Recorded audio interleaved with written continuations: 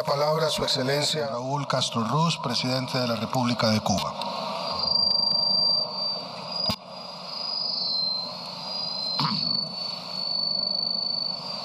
Estimado presidente Luis Guillermo Solís, estimadas jefas y jefes de Estado de Gobierno de América Latina y el Caribe, estimados jefes de delegaciones e invitados que nos acompañan. Nuestra América se ha adentrado en una época nueva y ha avanzado desde la creación de la Comunidad de Estados Latinoamericanos y Caribeños. En sus objetivos de independencia, soberanía sobre sus recursos naturales, integración, construcción de un nuevo orden mundial, justicia social y democracia del pueblo, por el pueblo y para el pueblo.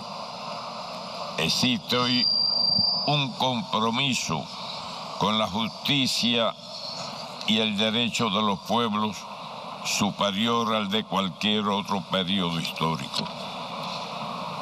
Juntos somos la tercera economía a nivel mundial, la zona con la segunda mayor reserva petrolera, la mayor biodiversidad del planeta y con una alta concentración de los recursos mineros globales.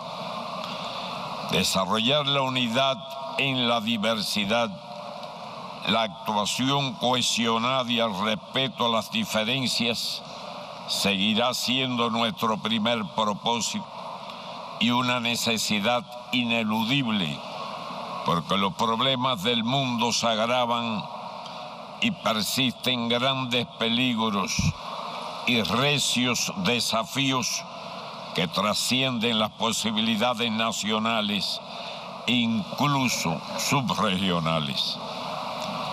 En el último decenio, las políticas económicas y sociales y el crecimiento sostenido nos permitieron enfrentar la crisis económica global y posibilitaron una disminución de la pobreza, el desempleo y la desigualdad, la desigual distribución de ingresos. Las profundas transformaciones políticas y sociales llevadas a cabo en varios países de la región han traído la dignidad a millones de familias que han salido de la pobreza. Pero la región de América Latina y el Caribe es aún la más desigual del planeta. En promedio, el 20% de los hogares con menores ingresos capta el 5% de los ingresos totales. 167 millones de personas sufren todavía de la pobreza. Uno de cada 5 menores de 15 años vive en la indigencia y la cifra de analfabetos supera los 35 millones.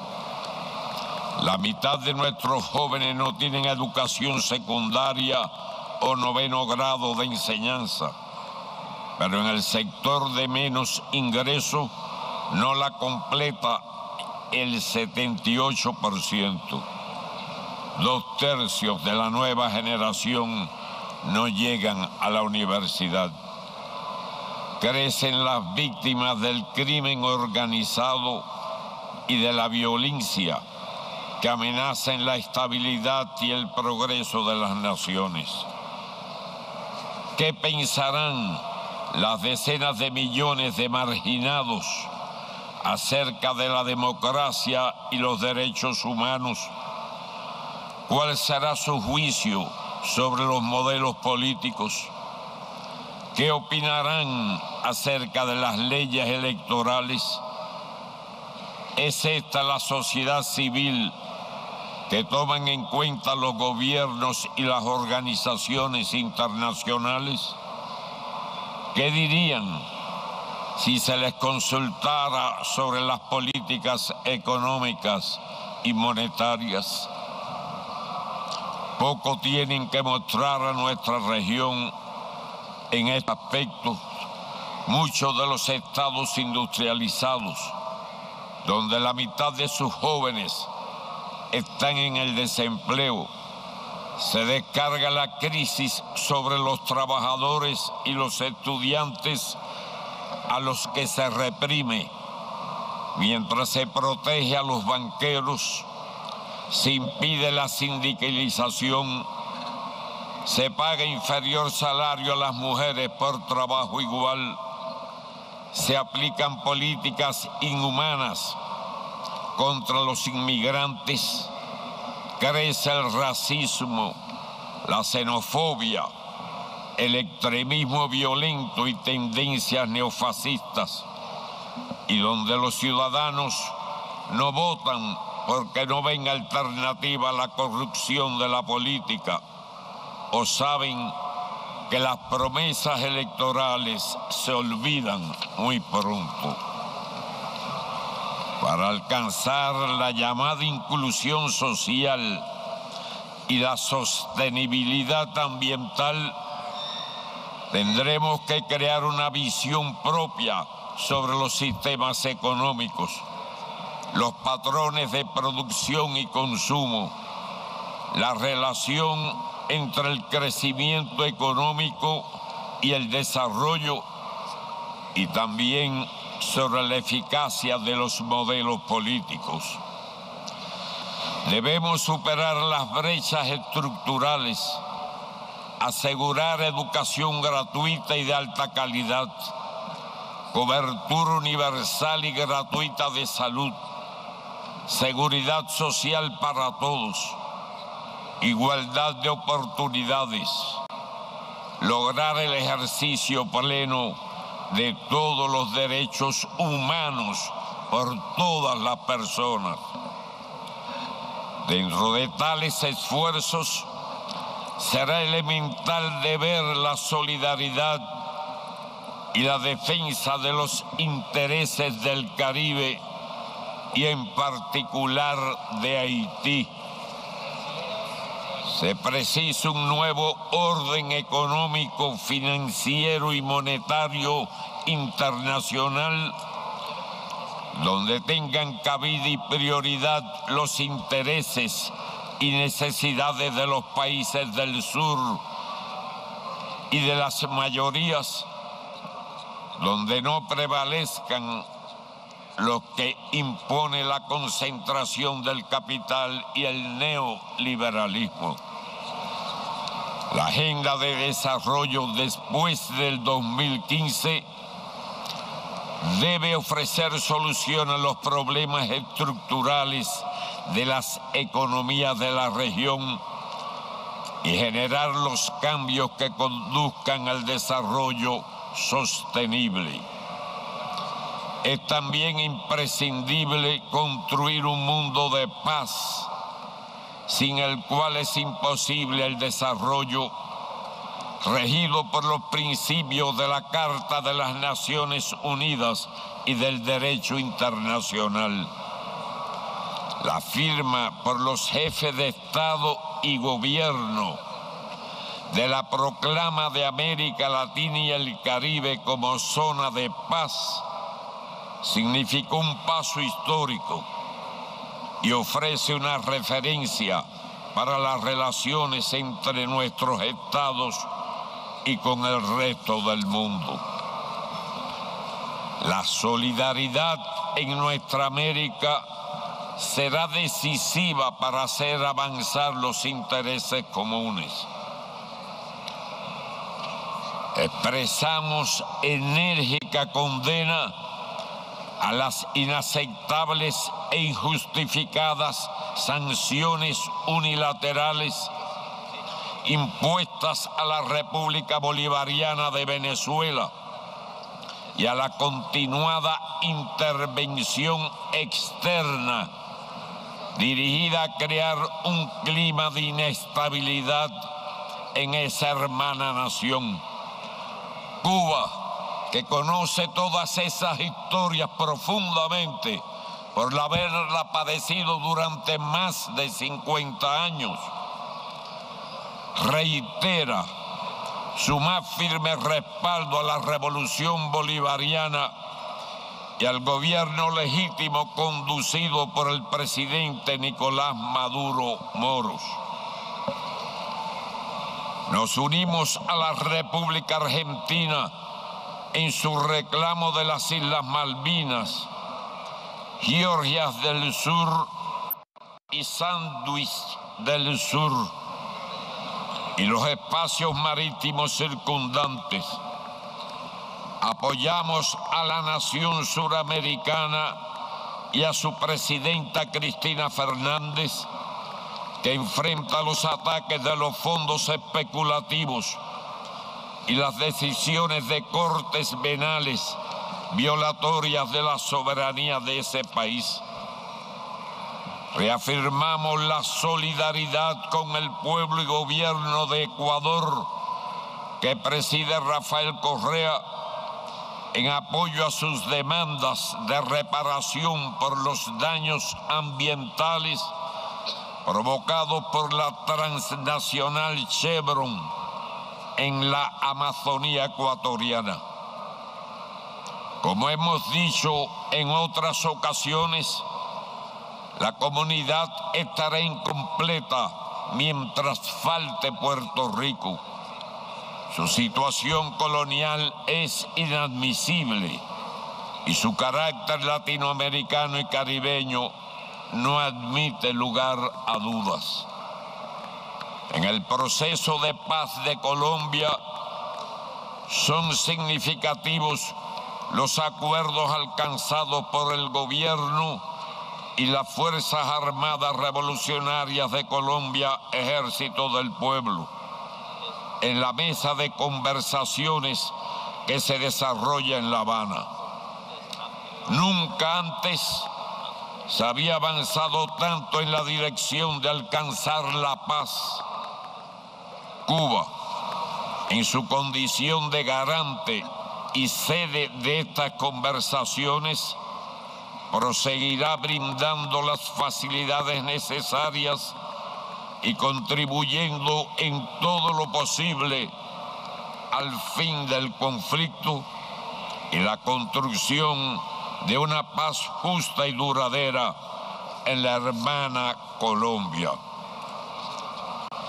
Daremos resuelto apoyo, como hasta ahora, al justo reclamo de los países del Caribe de reparación por los daños de la esclavitud y el colonialismo, así como nos opondremos resueltamente a la decisión de privarlos de recursos financieros imprescindibles con pretextos tecnocráticos al pretender considerarlos de renta media.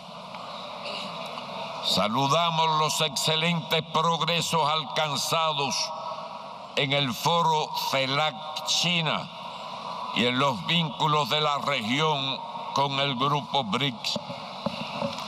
Reiteramos la preocupación por los enormes y crecientes gastos militares impuestos al mundo por los Estados Unidos y la OTAN, así como el intento de extender la agresiva presencia de esta hasta las fronteras de Rusia, con la cual tenemos históricas y fraternales relaciones mutuamente provechosas. Declaramos enérgica oposición a la imposición de sanciones unilaterales e injustas contra esa nación.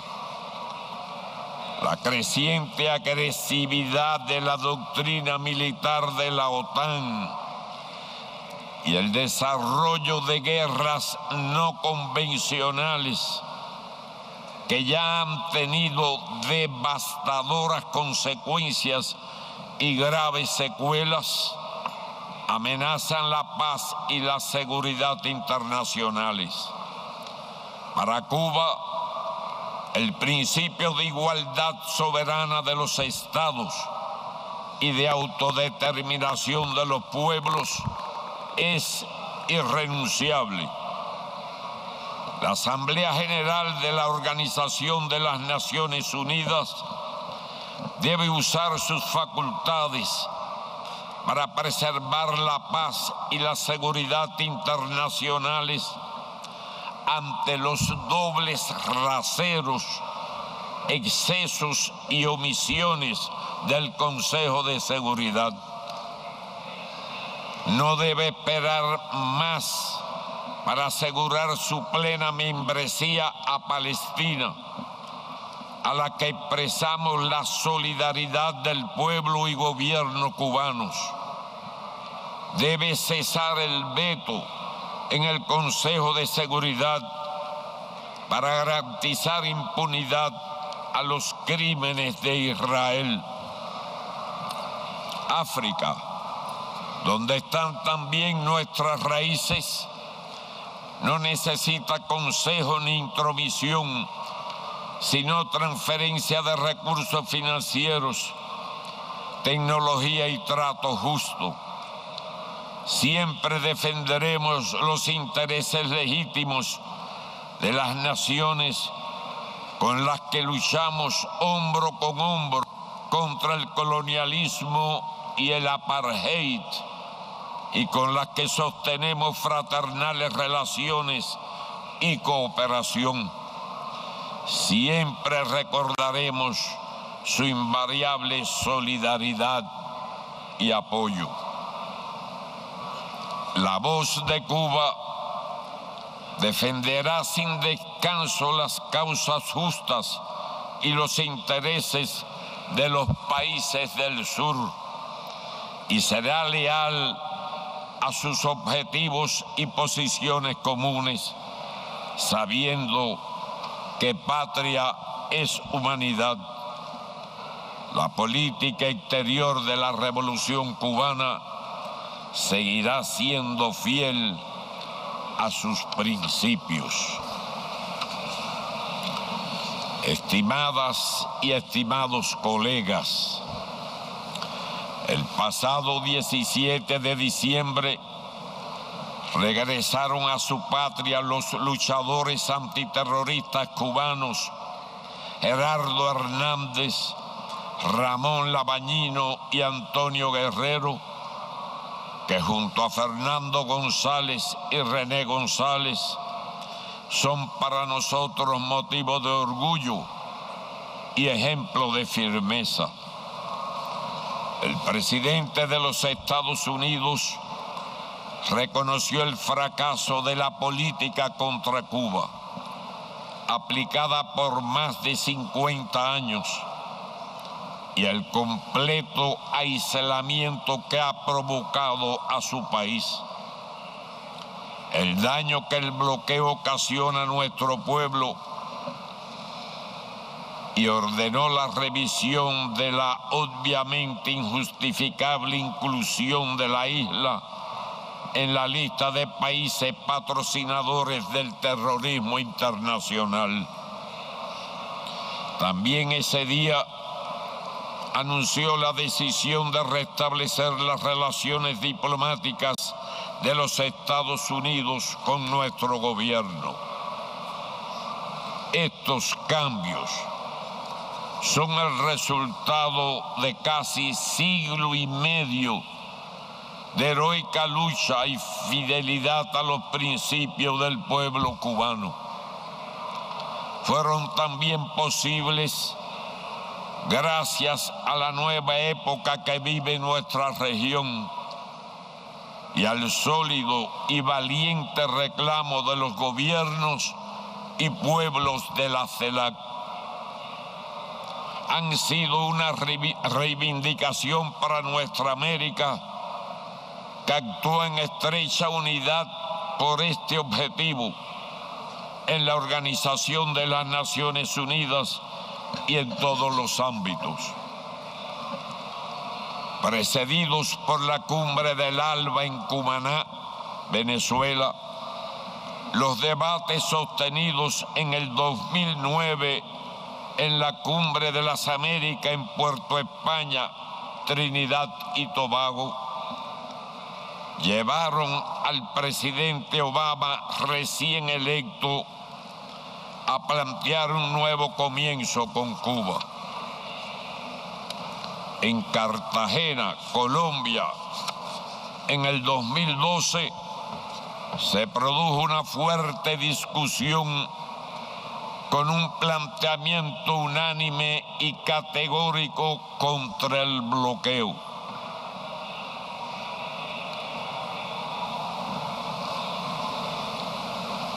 Ocasión en que incitó a un importante dirigente norteamericano a referirse a la misma como el gran fracaso de Cartagena, o desastre fue el término exacto. Y se debatió en esa ocasión sobre la exclusión de Cuba de estos eventos. Ecuador, en protesta, había decidido ausentarse. Venezuela, Nicaragua y Bolivia plantearon que no asistirían a otra cumbre sin Cuba y recibieron el apoyo de Brasil, Argentina y Uruguay. La Comunidad del Caribe asumió igual postura. México y las restantes naciones se pronunciaron a sí mismos. El presidente panameño Juan Carlos Varela, antes de su toma de posesión, hizo saber con determinación que invitaría a Cuba, con plenos derechos e igualdad de condiciones, a la 7ª Cumbre de las Américas, y así lo hizo. Cuba inmediatamente declaró que asistiría. Se demuestra la certeza de Martí cuando escribió que un principio justo desde el fondo de una cueva puede más que un ejército.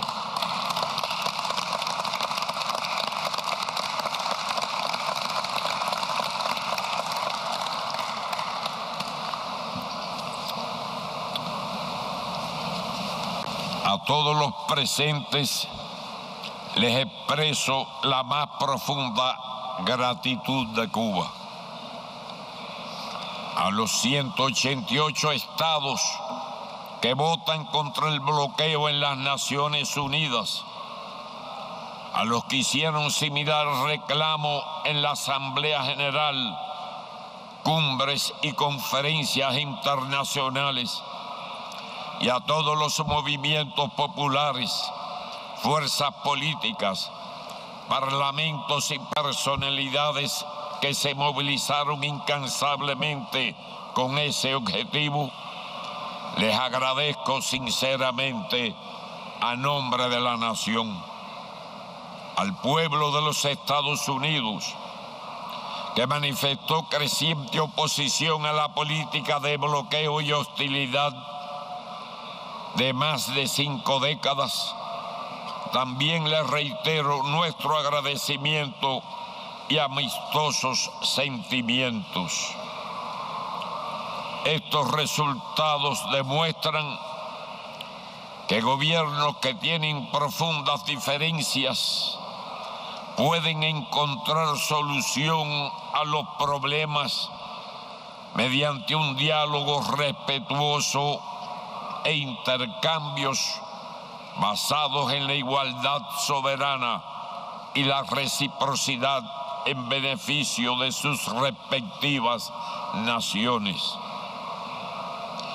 Como he afirmado reiteradamente, Cuba y los Estados Unidos debemos aprender el arte de la convivencia civilizada, basada en el respeto a las diferencias entre ambos gobiernos y en la cooperación en temas de interés común, que contribuya a la solución de los desafíos que enfrentan el hemisferio y el mundo. Pero no se debe pretender que para ello Cuba tenga que renunciar a sus ideales de independencia y justicia social, ni claudicar en uno solo de nuestros principios, ni ceder un milímetro en la defensa de la soberanía nacional. No nos dejaremos provocar, pero tampoco aceptaremos ninguna pretensión de aconsejar ni presionar en materia de nuestros asuntos internos. Nos hemos ganado este derecho soberano con grandes sacrificios, precio de los mayores riesgos. ¿Acaso podría restablecerse las relaciones diplomáticas sin reanudar los servicios financieros a la sección de intereses de Cuba y su oficina consular en Washington, cortados como consecuencia del bloqueo financiero? ¿Cómo explicar el restablecimiento de relaciones diplomáticas sin que se retire a Cuba de la lista de estados patrocinadores del terrorismo internacional? ¿Cuál será en lo adelante la conducta de los diplomáticos estadounidenses en La Habana respecto a la observancia de las normas que establecen las convenciones internacionales para las relaciones diplomáticas y consulares? Es lo que nuestra delegación ha dicho al Departamento de Estado en las conversaciones bilaterales de la semana pasada, y se requerirán más reuniones para tratar estos temas. Hemos compartido con el presidente de los Estados Unidos la disposición de avanzar hacia la normalización de las relaciones bilaterales, una vez que sean restablecidas las relaciones diplomáticas, lo que implica adoptar medidas mutuas para mejorar el clima entre ambos países, resolver otros problemas pendientes y avanzar en la cooperación. La situación actual abre modestamente una oportunidad al hemisferio de encontrar nuevas y superiores formas de cooperación que convienen a las dos Américas. Ello permitiría resolver acuciantes problemas y abrir nuevos caminos. El texto de la Proclama de América Latina y el Caribe como zona de paz constituye la plataforma indispensable para ello, incluido el reconocimiento de que todo Estado tiene el derecho inalienable a elegir su sistema político, económico, social y cultural, sin injerencia en ninguna forma por parte de otro Estado, lo que constituye un principio irrenunciable del derecho internacional. El problema principal no ha sido resuelto. El bloqueo económico, comercial y financiero, que provoca enormes daños humanos y económicos y es una violación del derecho internacional, debe cesar. Recuerdo el memorándum del subsecretario Mallory de abril de 1960, que a falta de una oposición política efectiva, planteaba el objetivo de crear en Cuba hambre, desesperación y sufrimiento para provocar el derrocamiento del gobierno revolucionario. Ahora todo parece indicar que el objetivo es fomentar una oposición política artificial por medios económicos, políticos y comunicacionales. El establecimiento de las relaciones diplomáticas es el inicio de un proceso hacia la normalización de las relaciones bilaterales, pero esta no será posible mientras exista el bloqueo. No se devuelva el territorio ilegalmente ocupado por la base naval de Guantánamo. No cesen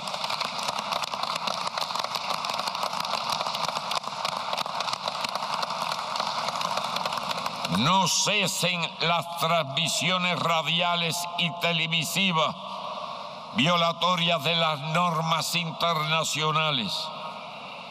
No haya compensación justa a nuestro pueblo por los daños humanos y económicos que ha sufrido.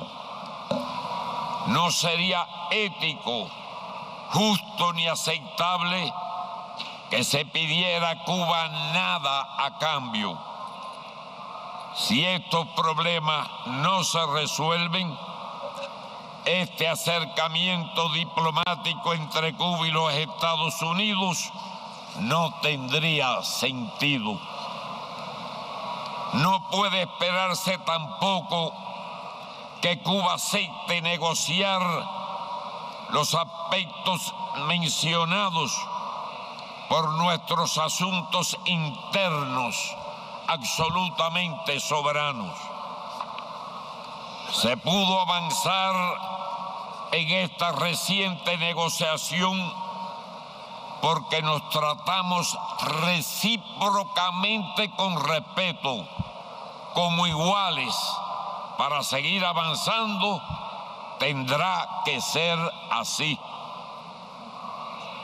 Hemos seguido con atención el anuncio del presidente de los Estados Unidos de algunas decisiones ejecutivas para modificar ciertos aspectos de la aplicación del bloqueo.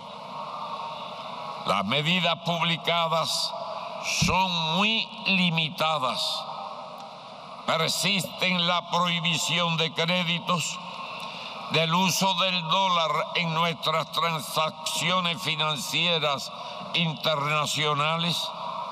Se impiden los viajes individuales de norteamericanos bajo la licencia para los llamados intercambios pueblo a pueblo. Se condicionan estos a fines subversivos y se impide también que viajen por vía marítima. Continúa prohibida la adquisición en otros mercados de equipos y tecnologías que tengan más de un 10% de componentes norteamericanos, y las importaciones por Estados Unidos de mercancías que contengan materias primas cubanas, entre muchísimas otras. El presidente Barack Obama podría utilizar con determinación sus amplias facultades ejecutivas para modificar sustancialmente la aplicación del bloqueo, lo que está en sus manos hacer, aún sin la decisión del Congreso. Pudiera permitir en otros sectores de la economía todo lo que ha autorizado en el ámbito de las telecomunicaciones, con evidentes objetivos de influencia política en Cuba. ha sido significativa su decisión de sostener un debate con el Congreso con el objetivo de la eliminación del bloqueo. Los voceros del gobierno norteamericano han sido claros en precisar que cambian ahora los métodos, pero no los objetivos de la política, e insisten en actos de injerencia en nuestros asuntos internos que no vamos a aceptar. Las contrapartes estadounidenses no deberían proponerse relacionarse con la sociedad cubana como si en Cuba no hubiera un gobierno soberano.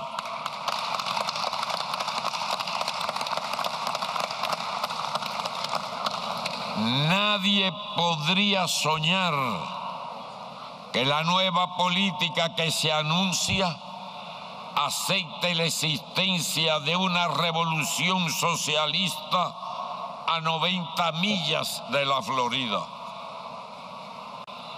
Se quiere que en la Cumbre de las Américas de Panamá esté la llamada sociedad civil. Y eso es lo que Cuba ha compartido siempre. Protestamos por lo que ocurrió en la conferencia de la Organización Mundial de Comercio en Seattle, en la Cumbre de las Américas de Miami y Quebec, en la Cumbre de Cambio Climático de Copenhague, o cuando se reúne el G7 o el Fondo Monetario Internacional, donde se le situó detrás de cercas de acero, bajo una brutal represión policial, confinada a decenas de kilómetros de los eventos. Claro que la sociedad civil cubana asistirá, y yo espero que no haya restricciones para las organizaciones no gubernamentales de nuestro país, que obviamente no tienen ni les interesa tener ningún estatus en la OEA, pero sí cuentan con el reconocimiento de la ONU. Espero poder ver en Panamá a los movimientos populares y las organizaciones no gubernamentales que abogan por el desarme nuclear, ambientalistas contra el neoliberalismo, los Occupy Wall Street y los indignados de esta región, los estudiantes universitarios y secundarios, los campesinos, los sindicatos, las comunidades originarias, las organizaciones que se oponen a la contaminación de los esquistos, las defensoras de los derechos de los inmigrantes, las que denuncian la tortura, las ejecuciones extrajudiciales, la brutalidad policial, las prácticas racistas, las que reclaman para las mujeres salario igual por trabajo igual, las que exigen reparación por los daños a las compañías transnacionales. Sin embargo, los anuncios realizados el 17 de diciembre han concitado reconocimiento mundial y el presidente Obama ha recibido por ello muy amplio apoyo en su país. Algunas fuerzas en los Estados Unidos tratarán de abortar este proceso que comienza. Son los mismos enemigos de una relación justa de Estados Unidos con América Latina y el Caribe. Son los que entorpecen las relaciones bilaterales de muchos países de nuestra región con esa nación. Son los que siempre chantajean y presionan. Sabemos que el cese del bloqueo será un camino largo y difícil, que requerirá el apoyo, la movilización y la acción resuelta de todas las personas de buena voluntad en los Estados Unidos y en el mundo. De la aprobación por parte de la Asamblea General de las Naciones Unidas en su próxima sesión, de la resolución que reclama ponerle fin y muy en particular de la acción concertada de nuestra América.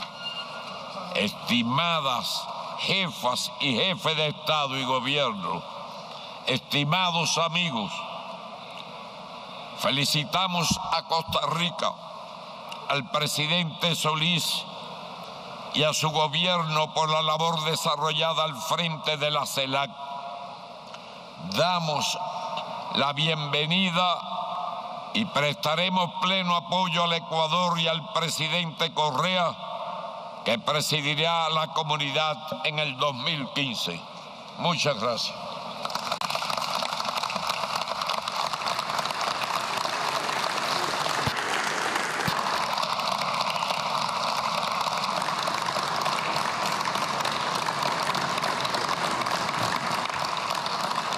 Muchas gracias, señor presidente Castro Ruz.